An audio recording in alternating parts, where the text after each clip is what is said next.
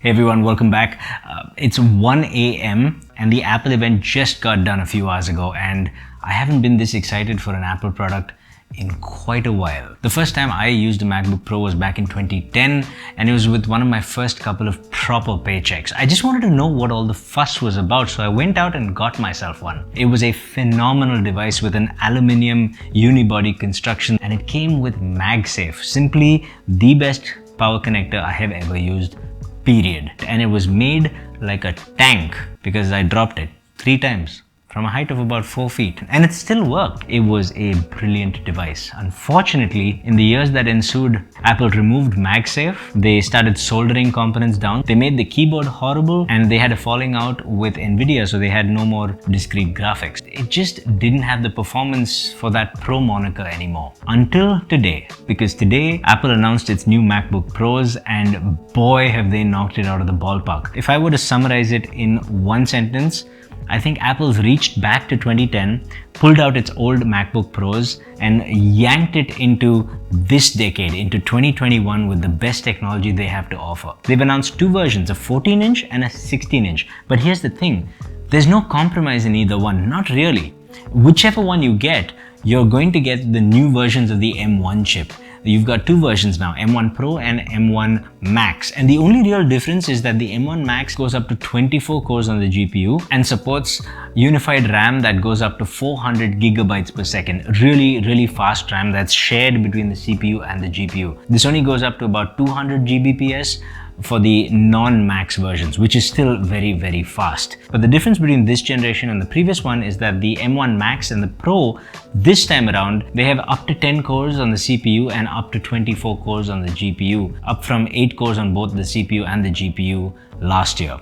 But that's the internals, and we'll get to that in a second. Really, it's about the device itself. Now, it comes in that unibody aluminium design that we all know and love, but it now comes with I/O ports once again. Whichever MacBook you choose, you will get an HDMI port, you'll get an SDXC card reader, which is a godsend for all media professionals, and 3 Thunderbolt 4 USB-C ports. That's right, there's no Intel chipset in here, but there's Thunderbolt. That's kind of the best of both worlds. And it doesn't stop there. The new MacBook Pros will come with MagSafe. They've got MagSafe 3 now. It's capable of a greater amount of power delivery. I think it goes up to about 140 watts on the highest variant, but it's MagSafe and it's back.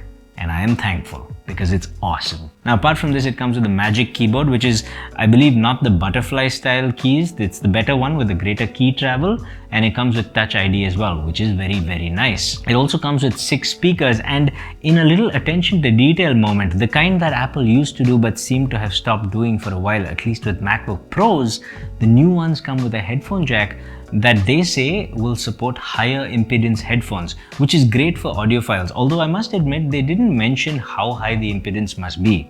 They've also got a beefier cooling solution inside, which is supposedly capable of moving 50% more air. 50% more than what? I'm not entirely sure. Now the screen is a real marvel because, again, no matter which MacBook you get, you will get the iPad Pro screen, which is mini LED, has a max continuous brightness of 1000 nits and a max peak brightness of 1600 nits, making this a fully HDR capable device. And if that wasn't enough, it also has the notch from the iPhone. Okay, I'm not sure how I feel about that one, but they did upgrade the front camera to 1080p, so that's nice, and also about time, by the way. But the notch is not going to be much of an issue because, as they pointed out, they've made the operating system compensate for it by placing the taskbar right at the top. And basically the notch will impinge on the taskbar, which means your actual usable area, usable screen space will not change. So I think that's going to be just fine. But the kicker is, on the one hand, Apple has given Intel, I think, the biggest middle finger. You don't have Intel processors, but you still have the Thunderbolt, which is best of both worlds, and you've got a beefy, properly souped up version of the M1 chip. This is the year, I think, that the M1 will sort of come into its own and really show us what they're all about. As if that wasn't enough, not only does it have a beefier GPU, but the screen is a 120 Hz refresh rate. And here's the thing, it's variable refresh rate. And both MacBooks, 14 or 16 inch, will have the same display with the same high refresh rate with the same variable refresh rate. I'm sorry, does that mean MacBook gaming is going to be a thing soon? Because let's see, we've got a beefy GPU, we've got 120Hz display and variable refresh rate. That has all the makings of gaming. That's probably me just being a bit wishful there. I don't think that's going to happen in any grand scale anytime soon. Certainly not for big AAA games, but hey, a man can dream, right? Now, one of the interesting things about the M1 chip is, of course, the 16 neural cores it comes with. And what that is basically Apple's artificial intelligence / machine learning cores, which is really useful because it's purpose-driven. Certain applications such as image editors or video editors might choose to use those cores to accelerate their object detection, for example. And there are probably many use cases out there that I'm not thinking of right now, but the point is, this whole device is made for efficiency and is built to be driven towards certain workloads that they have identified that most people do. The question then is, how much does it cost? Well, it ain't cheap, that's for sure. I mean, what did you expect? This is Apple and they're giving that much in one device. They're going to make you pay for it.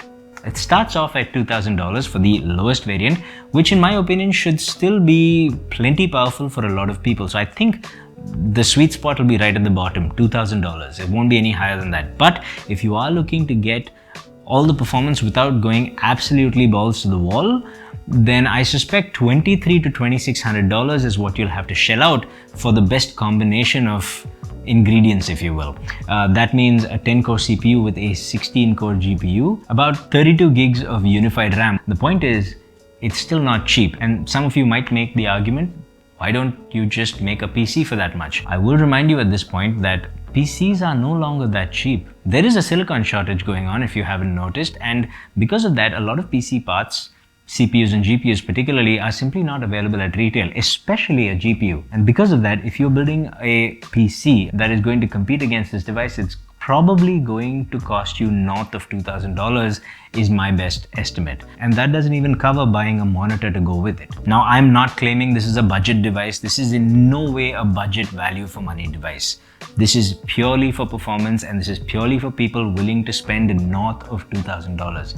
But if you are one of those people, then I think this year might be the strongest case for a MacBook Pro over a PC, because I'm going to put myself out there. I'm going to make a prediction that the MacBook Pro is going to be significantly faster than any PC in most of the workloads that most people are going to have. This includes basic productivity, office applications, media consumption, and video and image editing. Who knows, maybe even more. To top it all off, the advantage of having the MacBook Pro is that you can just fold it, put it in your bag, and go anywhere you want with it. I think it's safe to say the Mac is back. Till next time, stay happy, stay peaceful, stay colorful. Namaste.